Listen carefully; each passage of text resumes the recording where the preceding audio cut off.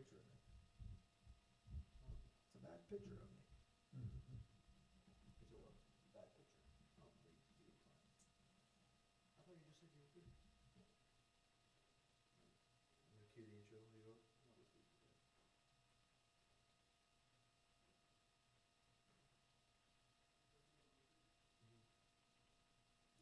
Wait, what?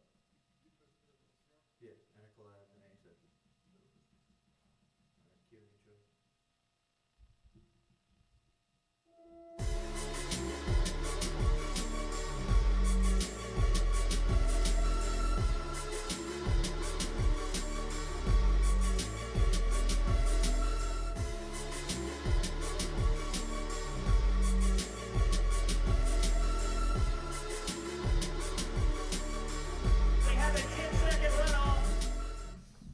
Welcome back to the 10-second runoff powered by Culture Media with your host, Joe Mitchell, producer Magic Mikey Shiaza. We out here. There he is. Yeah, man. College football week 9. Crazy weekend of college football. Lots of upsets. We were upset with our lock parlay. That was poor. Look, nobody could have predicted that Utah wouldn't cover the 16.5. I mean, that was an alternate spread. Yeah. We gave ourselves extra cushion, and Oregon wasn't having it. Penn State was 6-1 against the spread all year. The original line was 32.5. We took them at minus 22.5, and they barely won. I was quoted saying all they do is cover. They did not. No, they didn't. But hey, you win some, you lose some. Well, we lost that one. Lost that one for At least you sure. got What we Florida did win, and we didn't actually win anything because it was in a parlay, but we had this leg right. Hey. We'll At least take the we hit moral one. victories, I guess. We had Florida State minus 9.5 versus Wake Forest. They did hit that. See, the good thing from that is if there are people out there fading us, they would have lost too because one of the legs hit. So, you got to look at the bright side sometimes. There's nothing bright about that. But no, nonetheless, let's get into the games. We had number 1 Georgia versus Florida in Jacksonville. This was a 3:30 game. Georgia was a 14.5-point favorite. They cleared that. As a matter of fact, Georgia, they won last year by a score of 42-20 to what I believe is a much worse Florida team. I think Florida's better this year, and Georgia just dominated them, 43-20. Put on a clinic without Brock Bowers. All you see on social media all week is, all Georgia has is Brock Bowers. They've struggled against lesser opponents, this, that. Dominated Florida. Ladd McConkey had 6 receptions for 135 yards and a touchdown. He just couldn't be covered. Georgia outrushed Florida, outpassed Florida, won the turnover battle, won the time of possession battle. They only lost 10 yards to penalties. And let's just call it what it is. They beat the piss out of Florida all game. Florida got on the board first. It was 7-0. Georgia came down, scored. And the fourth down play early in that game was abysmal. What were your thoughts when they ran that play? Why? Yeah. Why? So, the third down, I believe the third down was a first down. I don't particularly get to, I'm not calling it. But watching that, it looked like a first down to me. I don't particularly care one way or the other. But they come out, it's 4th and inches. Run Graham Mertz in the shotgun. He comes up to the line, snap it through his legs. And let's just break this play down.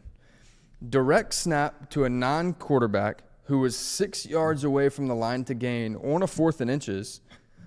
Design passing play. Again, non-quarterback with jet motion coming from the field side. So this is a pass play that's going to take a couple seconds to develop when it's 4th and inches with a non-quarterback getting the ball 6 yards away from the line of scrimmage. It looked like there could have been a running option, but again, running to the strong side of the defense with no corners bracketing on the field side. To me, watching that play, it was infuriating. I didn't care who won that game, but that was crazy to me. I understand they were going for the surprise factor there.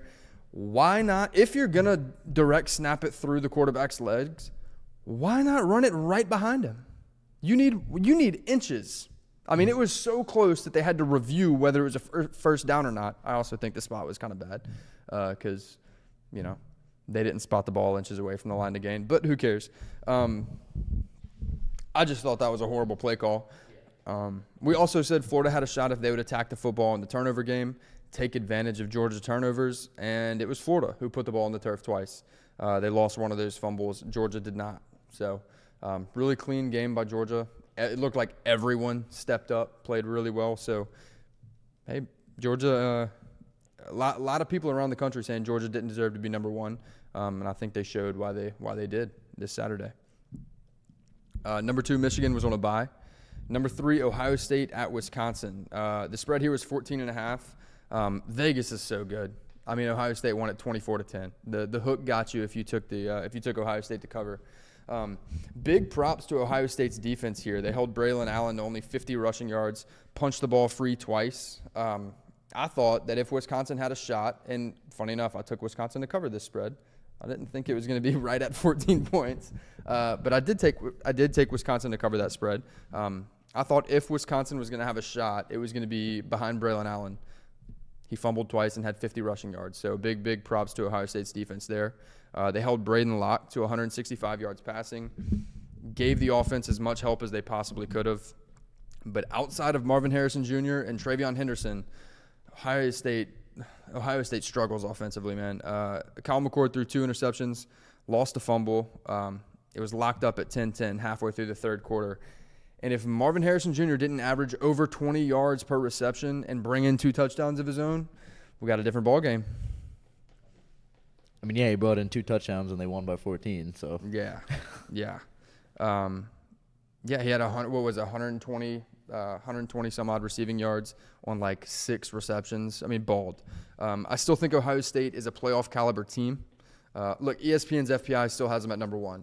So I think they're a very, very, very good team. Their defense showed you why they're ranked where they are, with playmakers like Travion Henderson, like Marvin Harrison Jr., like Emeka Egbuka, like the whole, that offense is really, really good.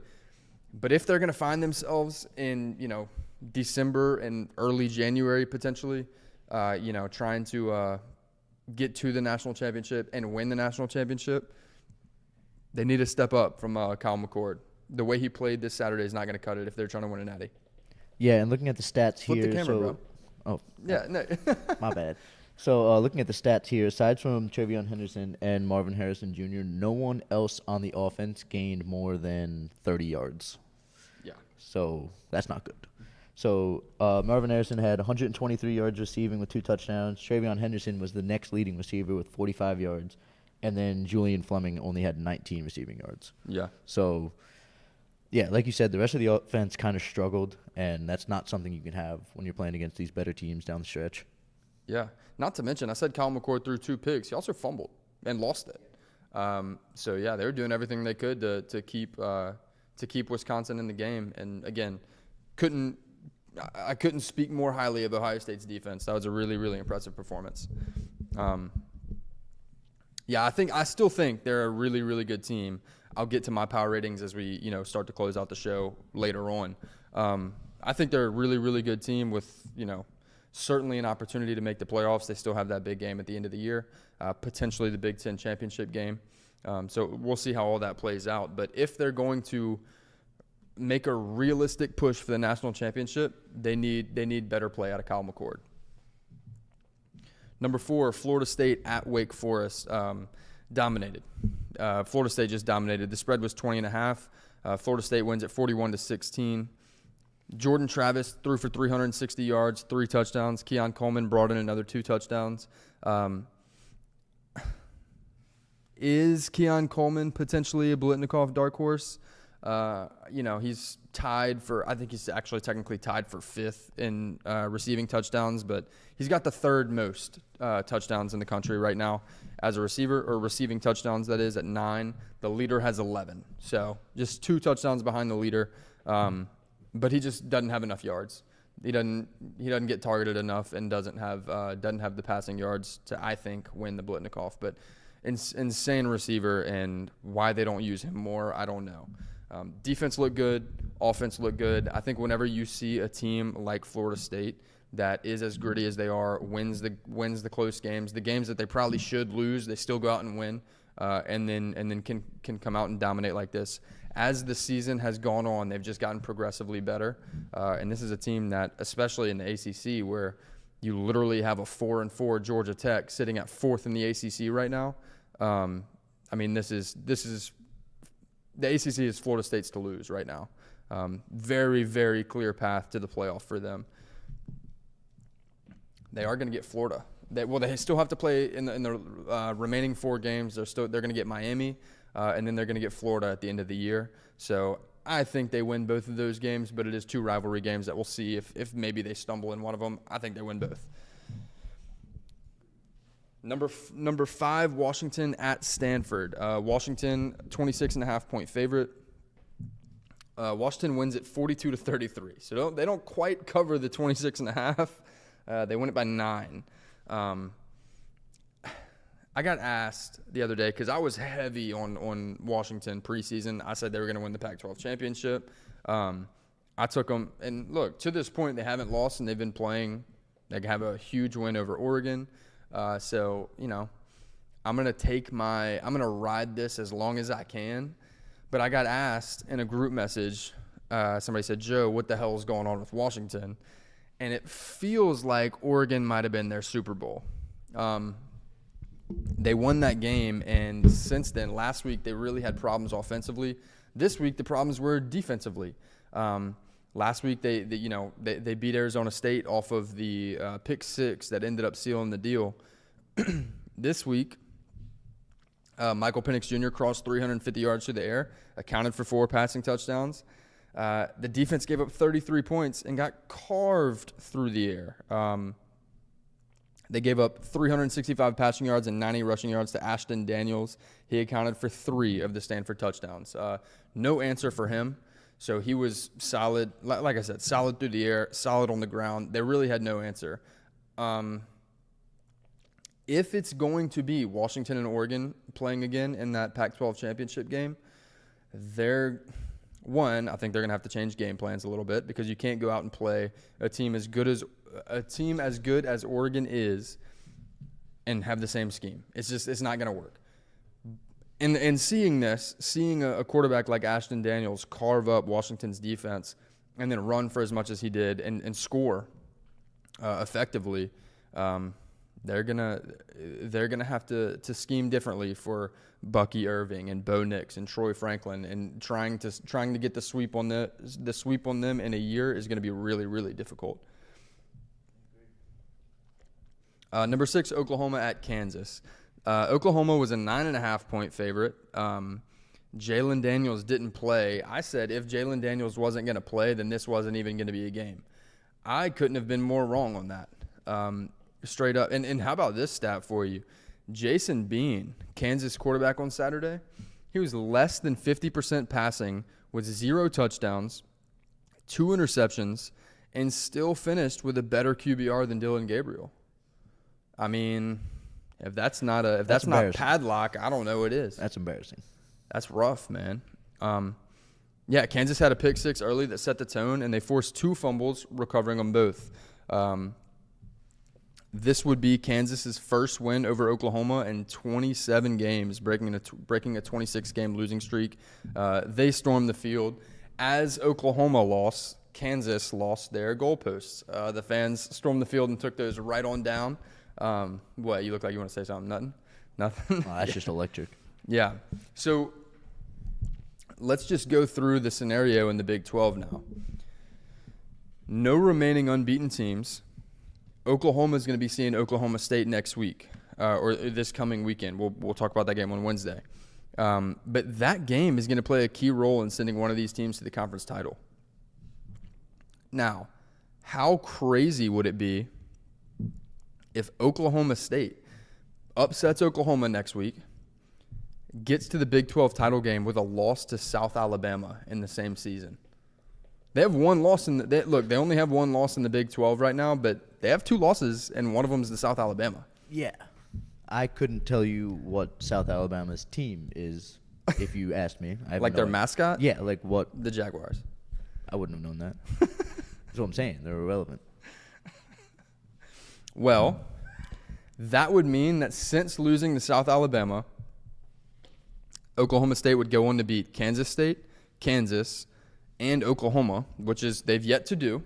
But if they can get through that, by the way, all three of those being ranked opponents, they would be well on their way to a 10-2 regular season and conference title appearance while losing to South Alabama in the same season. That would be weird stuff, man. That would be really weird. With an opportunity to ruin Texas's playoff hopes. That is true. So, before we get to all of that, let's pump the brakes on freaking out about Oklahoma right now. They have to figure out – look, Dylan Gabriel just can't have a bad game is what it comes down to because they rushed the ball really, really well. They did not defend the run well at all in this game. Kansas ran all over them, and that was a problem. But they only have one loss. It is one conference loss, but they're still sitting atop the Big 12 right now. They have the head-to-head over Texas, and if they win out, if they can get the win over Oklahoma State next week, then they should be well on their way to the Big 12 championship. And if they can, find a way to win that, it's going to be hard to keep them out of the playoff. So everything's still in front of you, just a really, really tough loss. Speaking of the Big 12, you had number 7 Texas versus BYU. Texas was a 19-point favorite. They dominated, 135-6. Texas has done everything right. Since that game with Oklahoma, which, a game that sucked, frankly, you had you came back, found a way to take the lead late, and just couldn't keep Oklahoma out of the end zone in the last minute. If they win that game, then we're looking at Texas as the true playoff contender right now. And they still are. But if they beat Oklahoma, they're very well in the top 4, sitting comfortably in the top 4 right now.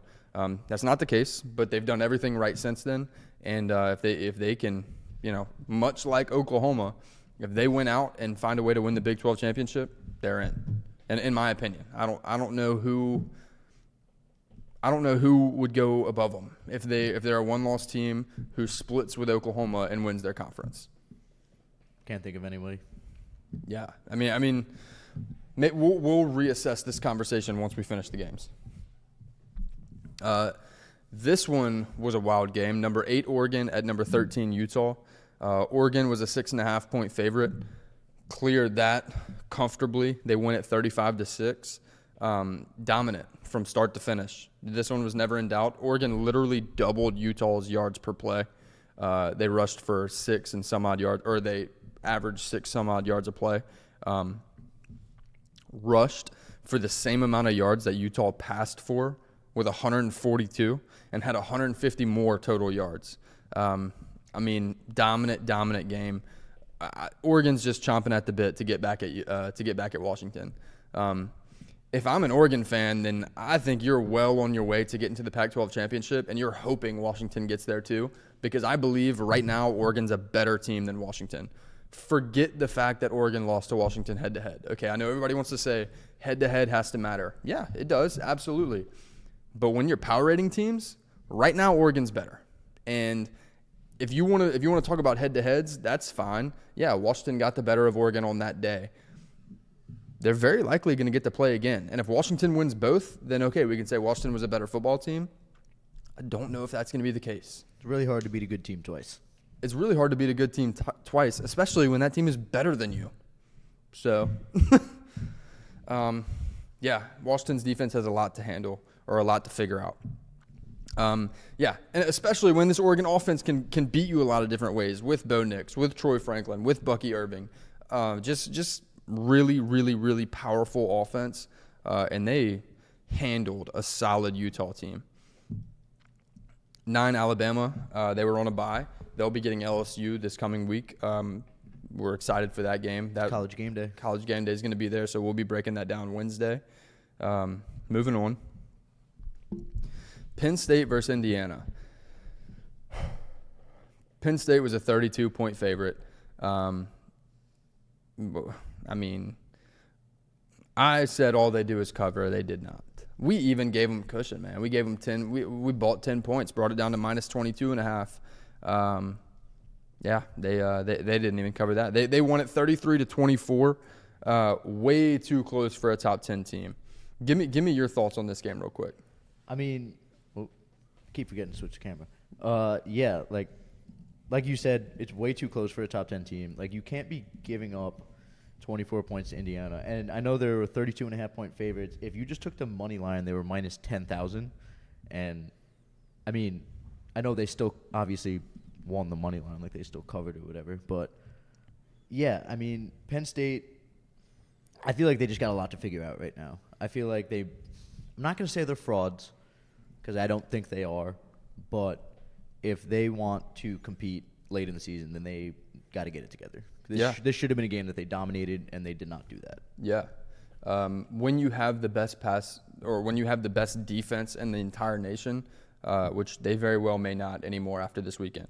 But when you go into a game with the best defense in the nation, and you get outpassed by Indiana. Indiana had 269 passing yards to Penn State's 210. That's embarrassing. Not only did they get outpassed, Indiana had more total yards. If it wasn't for Penn State's rushing game, then they could very well lose this game. Just rough, just really, really poor. Also, one of the things that played into Penn State's hand here was they had about 10 more minutes of time of possession. So considering that Indiana had 10 minutes less with the ball and scored faster and still put up 24 points on Penn State, it's, nerve-wracking if you're a Penn State fan, knowing that you already lost to Ohio State and you're still going to have to go see Michigan later on in the year. Not to mention Indiana's not really a top-tier Big Ten team by any means either. So this one was scary. You still might have been a little bit banged up after the Ohio State game, but they have some things to fix. They have plenty of things to fix. And I don't even necessarily think that it's all defensively. A lot of Penn State fans don't seem in love with Drew Aller right now, and I could understand that coming off last week's game.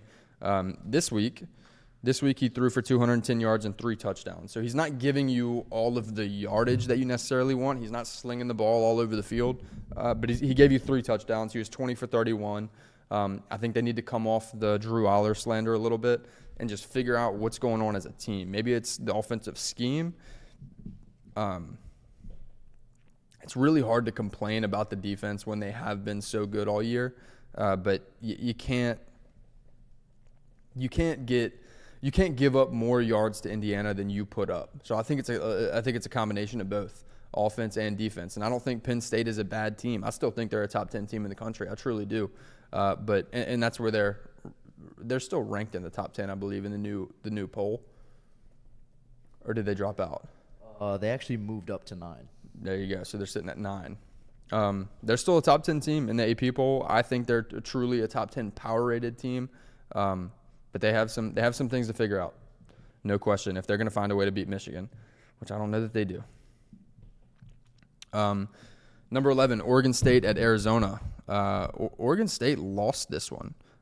Look, Oregon State gave up 40 to Washington last week. I'm sorry. Gave up 40 to who did they give up 40 to? It was Cal. They give up 40. So Oregon State's a team that is, perennially has a really good defense. They gave up 40 to Cal last week and lost this one to Arizona 27-24. Arizona's not going to be able to keep this team together, I don't believe. They're going to lose some of their best players to the transfer portal.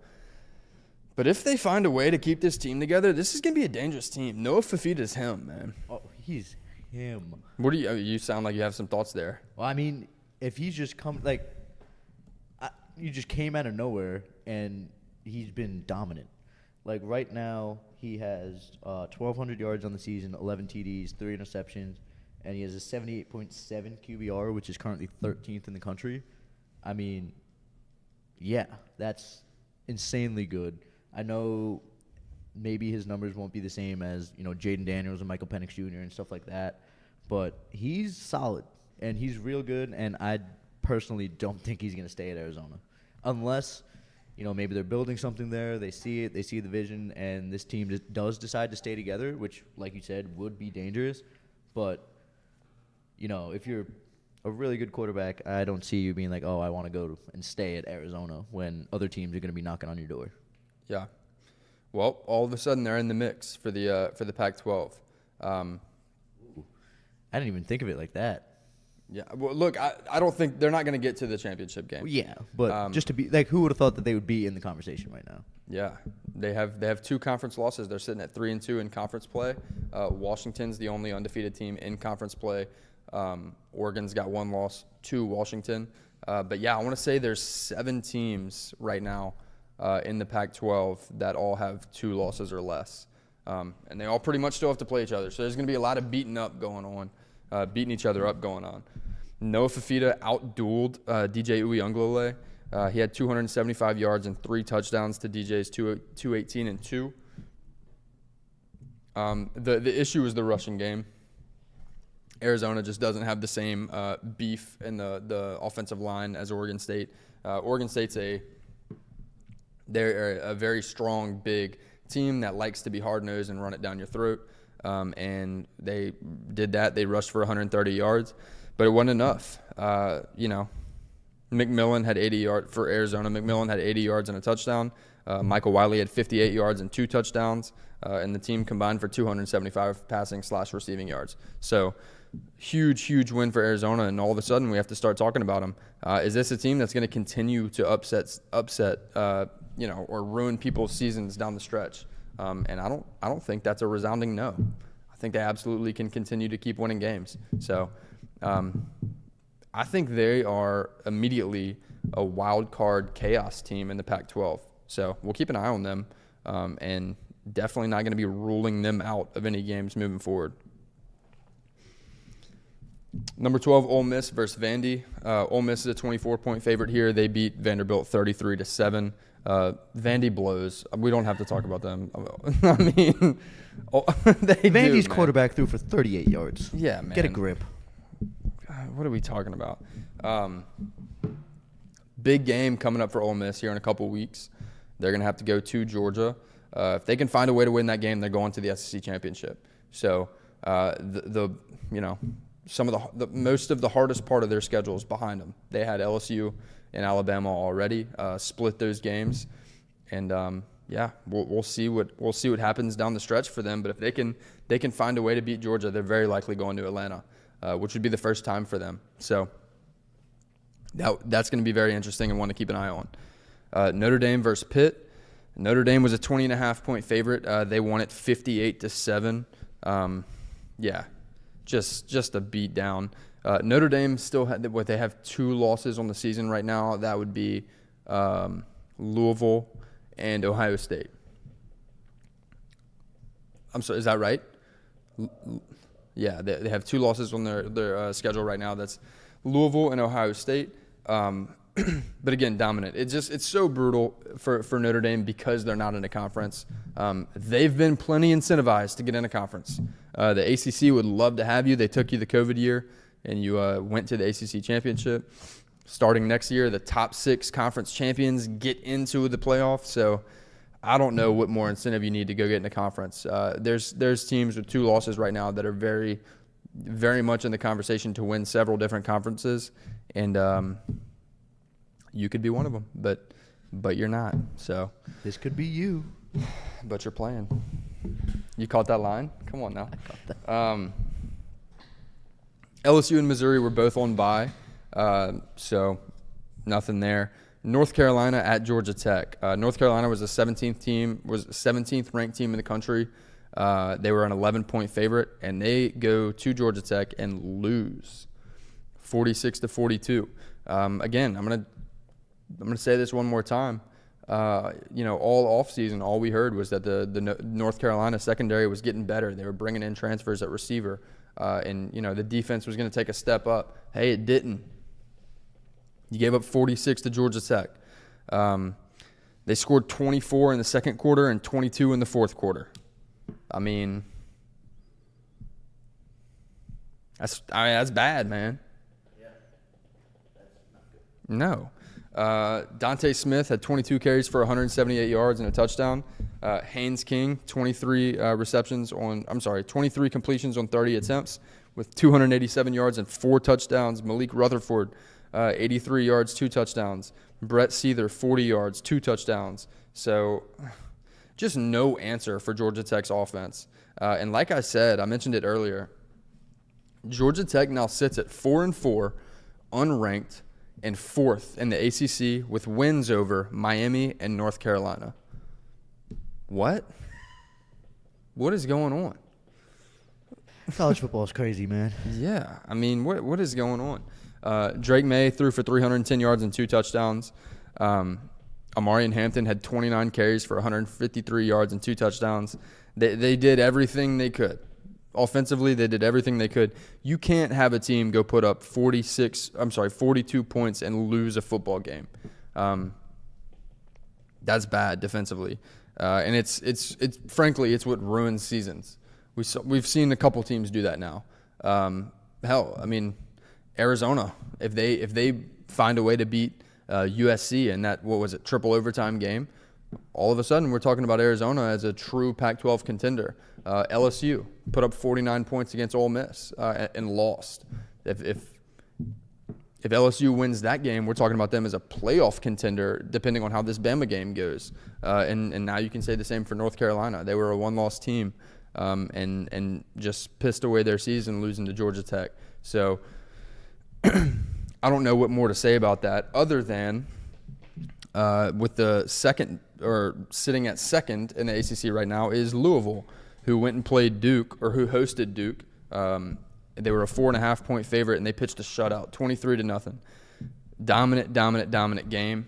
I don't know what more to say about Louisville other than they have drastically exceeded expectations. I think they entered the season as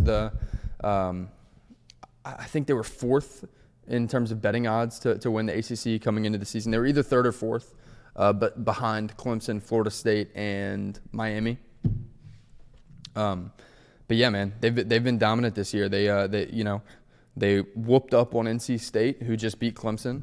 They got the best of Notre Dame, and now they literally beat Duke by 23 points, holding them to 0. Keep an eye on Louisville. They're right there in the mix for the ACC. Very well can find themselves in the conference championship. Just seeing as this plays out. Number 19, Air Force at Colorado State. Air Force was a 13-point favorite. They went at 30-13. Air Force is currently undefeated and favored in the rest of their games. If we were to fast forward a season, Air Force would be in the playoff as it sits. America, baby. America.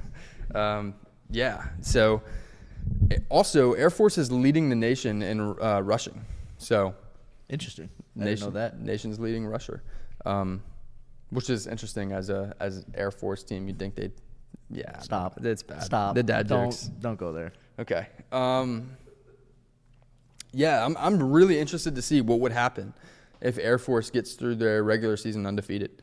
Do I think there's a legitimate shot that they make the playoff? No. Kind of cool though. Huh? It would be really cool though. It would be so sick. I mean, there's not a better team to be America's team. Exactly. Unless it's maybe Army or Navy.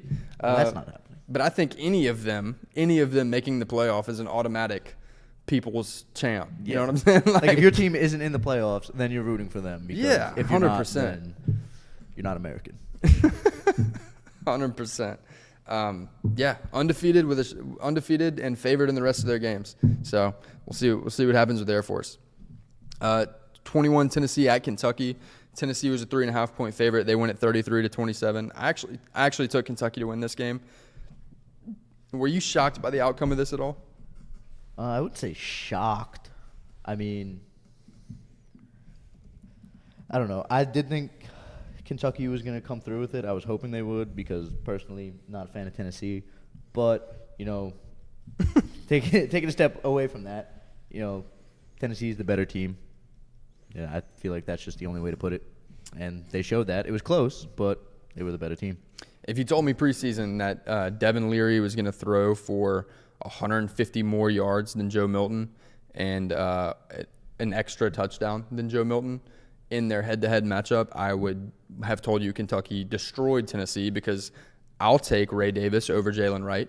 I think Jalen Wright's a great back, but I think Ray Davis is an elite back, and he was held to 42 rushes or 42.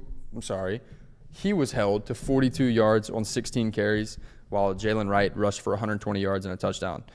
So, in a really weird turn of events, Tennessee won this one on the ground over Kentucky. So, I was shocked to see that. But then again, now you're looking at Tennessee. They're going to have to play Georgia here shortly. Georgia still has to play both Tennessee and Missouri. So if Missouri finds a way to beat Georgia, then Tennessee would then control their own destiny, getting that head-to-head shot with Georgia. This was a must-win for them, and I know that's a lot of ifs. But Missouri's a team that only has one loss, and it's LSU right now. And if they can find a way with Brady Cook and Luther Burden to go beat Georgia, then the SEC East gets really, really interesting. All right, number 22, Tulane at Rice. Tulane was a 10.5-point favorite. They win it. They don't cover. They win it 30-28. Michael Pratt is really quietly one of the better quarterbacks in the country. This is a pretty loaded quarterback draft class with, between you have Caleb Williams, you have Jaden Daniels, Drake May, Jordan Travis, J.J. McCarthy, Michael Penix, Shadur, potentially Bo Nix. You have guys all around the country that are really good quarterbacks, and Michael Pratt's going to go higher than a lot of them in the draft. You think so? Yeah. Do you think he's more of like a true NFL type quarterback? Is that why you say that, or is it based on stats? What's your reasoning for thinking that? Yeah, I think he's absolutely more of an NFL profile than some of those guys. I think the guys that we're talking about right now are, and this is going to be a super hot take, but I think you're looking at a lot of really, really good college quarterbacks to the level at which Johnny Manziel was and, Tim Tebow was and guys like that, right? I think Michael Pratt's more of a guy that's going to be sustained and consistent in the league. And this isn't an NFL show, but I think he's going to go a lot higher than some of those guys potentially do. I think Caleb Williams is a first-round lock. Drake May is a first-round lock. Michael Penix Jr. is very well earning himself a first-round draft pick. But other than that, I mean, you think Bo Nix goes in the first round? You think he falls to the second? I think he might be one of those guys where a team will trade up to 32 to get him in the first round as opposed to get him in the second round so they can do the whole fifth-year option and stuff like that. And pay him a lot more. Yeah, but if you can control him for another year yeah. and keep him on that rookie contract, then I think that's what they'll do. That's what the Ravens did with Lamar Jackson. Yeah. So I think that's where he'll sit. I feel like Jaden Daniels might be the same way, but from where it sits right now, I think those guys are both day 2 picks. Yeah, I could see guys like Jordan Travis and Jaden Daniels being mid to late second, potentially early third. I would agree with that too. Just because of their frame. I don't know if their profile fits that of an NFL quarterback. They're great quarterbacks in college. Jaden Daniels very well should be first in the Heisman race right now. But I think teams would be more likely to take a guy like Michael Pratt right now. So, and I don't know. I don't necessarily care one way or another. And that may be a super hot take, but I think the moral of the story is Michael Pratt is very quietly one of the best quarterbacks in the country right now. Agree, disagree? I agree. I mean, I'm looking at his stats right now. He's got 1,300 yards, 14 touchdowns, 3 interceptions, and currently sits at 17th in QBR with 76.8. So, yeah, and he's let me just check he's 6'3", 220. So, yeah. That's an NFL prototype quarterback right there. Yeah. Moving on. Number 23, UCLA versus Colorado. UCLA was a 17-point favorite. They didn't cover that, but they win it 28-16. UCLA's, they very well could win out too. They have USC in the last game of the year. But I think they're going to beat the hell out of USC at this point. We'll talk about USC literally next, but no, we're just going to get to USC because and because in my analysis of this USC Cal game, it's going to tell you every reason why UCLA is going to beat USC. USC loses 50 to 40, or USC wins. I apologize. It felt like a loss, let's be honest. USC beats Cal 50 to 49, but their defense has no answer for the run, not a single one. They can't figure out how to stop the run. They give up 235 on the ground and 5 touchdowns. 5 of them. How many? 5. 5 touchdowns. They also give up 292 yards through the air and 2 touchdowns to Cal. Guys, Cal. Okay? UCLA is going to run all over USC, and they're going to have no answer. By the way, this is the same Cal that was held to 10 by Auburn and was held to 14 by Utah. They put up 49 on your head if you're a USC fan. I know Cal's been inconsistent in scoring. I know they put up 50-some-odd points in week 1, but, I mean, they were playing nobody. They were playing me and Mikey, I think, that week. So I do remember that. Yeah, I mean. It was a tough game. Yeah. Regardless, the point is, and to be completely fair, Cal has they've put up some numbers this year. Offensively they've been okay. I want to say they put up 40 on Oregon State a couple weeks ago. So yeah, we're gonna go ahead and give Cal the nod and say offensively, okay, fine. But you're supposed to be USC. Like, I'm not one to call for people's jobs, but until Lincoln Riley starts taking winning seriously, then I'm not going to take USC seriously. And the reason I say that is because even when he was at Oklahoma, he had the same defensive coordinator. And again, this is a touchy subject, so I'm just not going to say names, but everybody knows who the defensive coordinator at USC is. When Lincoln Riley was at Oklahoma, that same guy was also the defensive coordinator at Oklahoma. And they would get to the playoffs and give up 900 points. And that's what happened, and that's what you're seeing right now. Until Lincoln Riley gets serious about winning and takes the steps necessary to create a team that has a winning caliber defense, then I'll never pick USC to win anything substantial. And I'll tell you what, they are not ready to be in the Big Ten next year. No, not at all. No. I mean, they'll immediately, at best, at the very best, be 4th and the 5th because UCLA is going with them. They're going to immediately be behind Michigan, Ohio State, Penn State, UCLA. Immediately. And there might be some Big Ten West teams that could handle USC. So I'm not a USC fan. I don't care if USC never gets a defensive stop again. It won't make any difference to my life. But when you're one of the biggest brands in the country and you go out and you hire Lincoln Riley, one of the best offensive minds in the country, who turns you around and gets you to the Pac-12 championship in year 1 under him, after winning just 2 games the year prior, then you expect to go out and at least be able to do that again. They're not getting to the Pac-12 championship.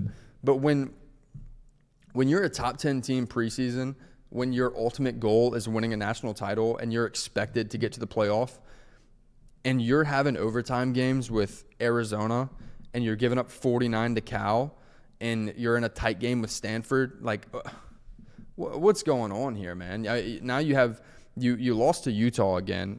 You lost again last week. It's just, guys. It is frustrating, too. It's frustrating to watch USC go and do this, especially when, they have Caleb Williams, they have this electric offense, and they just have no defense. Yeah. Like, I can't even imagine what it's like for a USC. One of my good friends is a USC fan, and watching games with him, I feel terrible because he's just going through it all the time. But I can't even imagine how frustrating that must be, having an offense that good and a defense that bad. It's just, kind of similar to what LSU was going through for a bit. Their defense might be turning a corner, might be getting a little bit better, but when you have one side of the ball that's that good and the other side that's non-existent, and you could have the coaches out there playing, or you could pull some fans from the stands and they'll do the same thing, that's frustrating. How about this? How about this scenario for you? You know what I can't wait for next year? And I haven't looked at their schedule. I really don't know who USC plays next year, but I hope to God they play Iowa. That game's going to be electric. You kidding me? That one's going to be wild. One of the best defenses in the country versus one of the best offenses in the country. And then you flip the field and it's one of the worst offenses in the country versus one of the worst defenses in the country. That's going to be wild. They do not play Iowa next year. Damn. They will eventually. One day. They're going to be in the Big Ten together, so yeah, that one would be crazy. Number 25, James Madison versus Old Dominion. James Madison wins it. They were a 20.5-point favorite. They win it 30-27. Really underwhelming win for them. They have the bowl. They're ineligible for bowl games, but they're literally going to win the rest of their games and finish undefeated. So I don't know. I mean, maybe not. They just squeaked out Old Dominion, but we'll see. Last games on their schedule, they have Georgia State, UConn, App State, and Coastal. So App State and Coastal will be interesting. Yeah, I think the Coastal game will definitely be interesting. But I mean, right now Connecticut's 1-7. I don't know what Georgia State is. Let me check real quick. But all right, my laptop isn't working. But okay. Yeah, they're not good. We know that. So yeah, it's definitely a tough situation for James Madison not being able to play in a bowl. But who knows? Maybe next year I don't know if they'll be eligible next year. Will they? Do you know? I think it's 2 years. Okay. So I think they would be because they were yeah. No. So I mean, maybe that'll just motivate them to go even harder next year. So maybe it'll end up being a good thing in the long run. I don't know, but I know if you're a James Madison fan, then you're upset that you're not going to play in a bowl this year. Yeah. All right. New top 25 is out. The top 5 right now is Georgia, Michigan, Ohio State, Florida State, Washington. Any issue with that? No movement from last week. I agree. I mean, yeah. Okay. Little bit of movement between 6 and 10. Oregon moves up 2 spots to 6. Texas moves up to 7. Bama moves up to 8. Penn State moves up 1 spot to 9. Oklahoma drops 4 spots to 10. Is Oklahoma worthy of being a top 10 team right now in a ranking system? In a ranking system, I don't know. It's tough. Because then looking, the next team is Ole Miss. I'd put Ole Miss ahead of them. Yeah. In a ranking system. In a rating system, I know that's different, but I don't know. It's tough. I'm not mad. I would put them in the 10 to 13-ish range, somewhere around there. But I don't know if they're worthy of being – because then being number 10 comes with the top 10 team title. And I know that doesn't really mean anything. But when you're talking about a top 10 team, that's a title that is good to have, obviously. So I don't know. I don't know if I love them there. I agree with you that I would have Ole Miss ranked ahead of them. Ole Miss's loss is it was a 14-point loss or 10-point loss or something like that to Alabama, who's currently sitting at number 8. Oklahoma's was to Kansas, who is ranked for the first time this week. So, but I don't particularly care. I think rankings are pointless anyway. 11 through 15, Ole Miss, Notre Dame, LSU, Missouri, and Louisville. Louisville jumped 3 spots up to 15. Issues there or not really? No, I like that. Yeah, I don't have any issues there. 16 through 20, Oregon State drops 5 spots to 16. Air Force jumps 2 to 17. Utah falls all the way down to 18. Tennessee at 19 and UCLA at 20. Lots of movement there. Yeah, but I mean, I like it. I'm not mad at that at all, really. What do you think? Yeah, I mean, I get it. You just hate rankings. Yeah, rankings blow. Ban rankings. Ban the AP poll. Yeah. Why do we have rankings until the college football playoff rankings come out anyway? Those are the only ones that matter. I think you just create. It generates buzz. It generates hype. It causes this. I get it. But if the AP poll didn't exist, we wouldn't. I mean, we would, but we wouldn't have jobs. We would. But we 100% would, yeah. Yeah. I don't know where I was going with that, but anyway. Thank you, Magic Mikey. Thanks for that input. Oh, always glad to help. But no, on a real note, I don't understand why we even have rankings up until this point.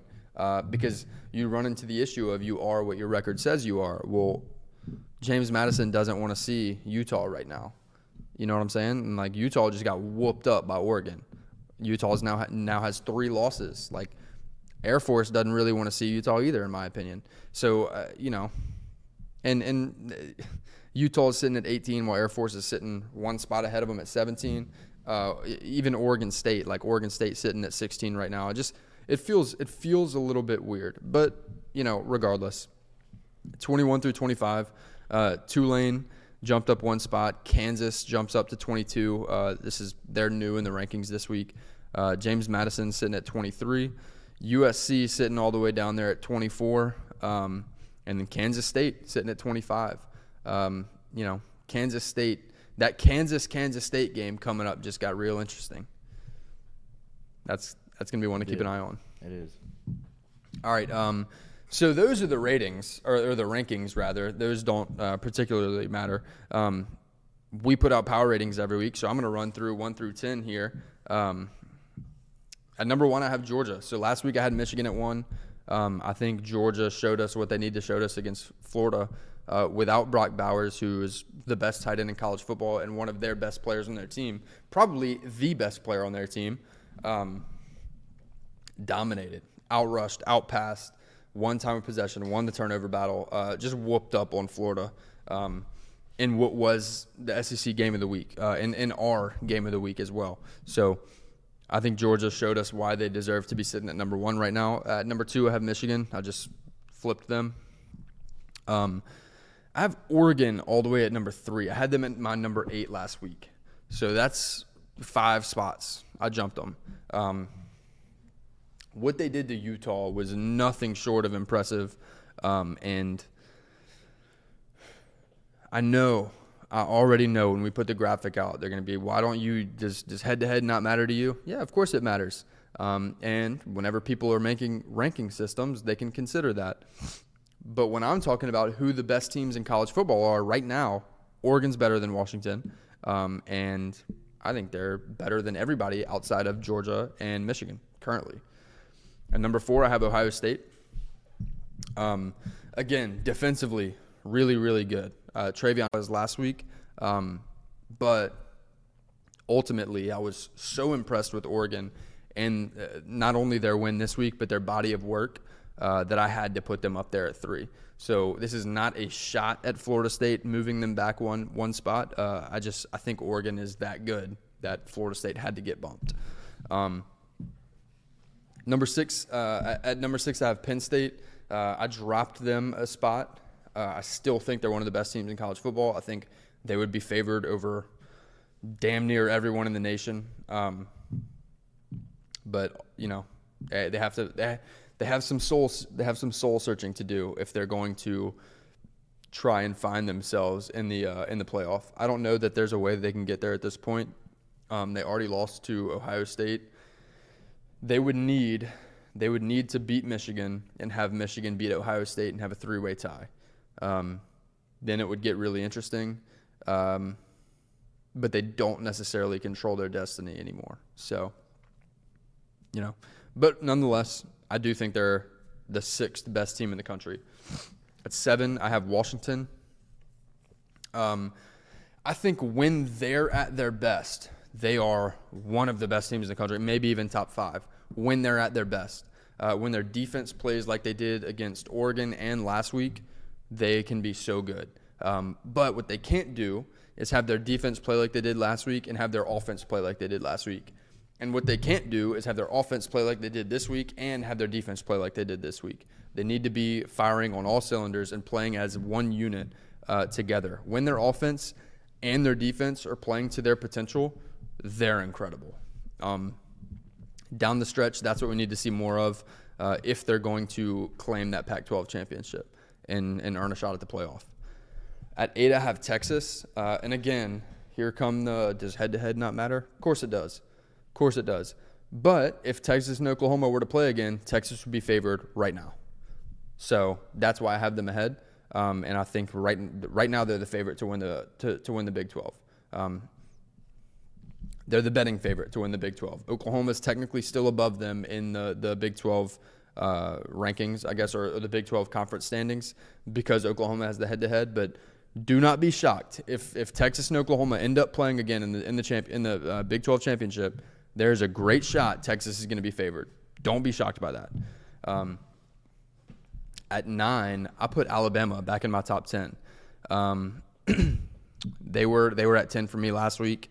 They didn't get a chance to play this week, but I think they're that good of a team.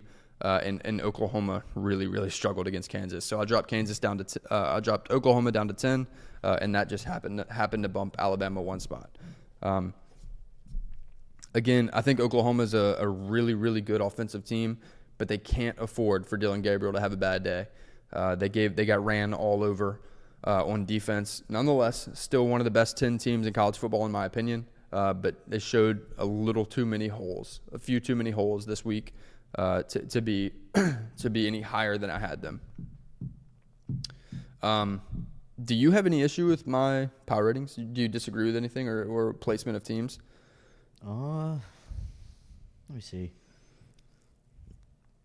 Not really, honestly. I would say maybe Washington over Penn State where it stands, but I feel like that's a little tricky, especially after Penn State this week. I feel like Washington would be better than them right now, but I don't know. I'm not mad at it at all. But personally, I would put Washington over Penn State. So Alec jumped Oregon all the way to 2 ahead of Michigan, which I find interesting. I'm not going to argue with him too much on that. I think we're talking about a fraction of a point differential. What I will argue with him about, and he's not here to defend himself, so I'm looking forward to Wednesday because I want to have that conversation. Is he dropped Penn State all the way out of his rating, and he has LSU at number 9. So for this coming weekend, we get College Game Day is going to be in Tuscaloosa for the Alabama LSU game, and he has Alabama at number 8 and LSU at number 9. So I'm really interested to hear him break down that game. So looking forward to Wednesday. You got anything else for me? Yeah, if I wanted to go to the College Game Day game of the week, where would I go to get tickets? You would go to SeatGeek, and you would use code 10-second runoff. That's 10 SECOND RUNOFF, and you would save $20 on your first purchase using that code, and you could do whatever you wanted with those $20. I would have a personal recommendation, but until we get sponsored by those people, maybe I won't say it. Ooh. Maybe I won't say it. I like the sound of that. Yeah, so we'll see. Go to SeatGeek, save yourself $20. Go get tickets to whatever game you want to go see this week. Use our code. That's 10-second runoff on SeatGeek. Get $20 off your first purchase. Really appreciate y'all being here. Share this with your friends. Subscribe. Do all that stuff. We really appreciate y'all.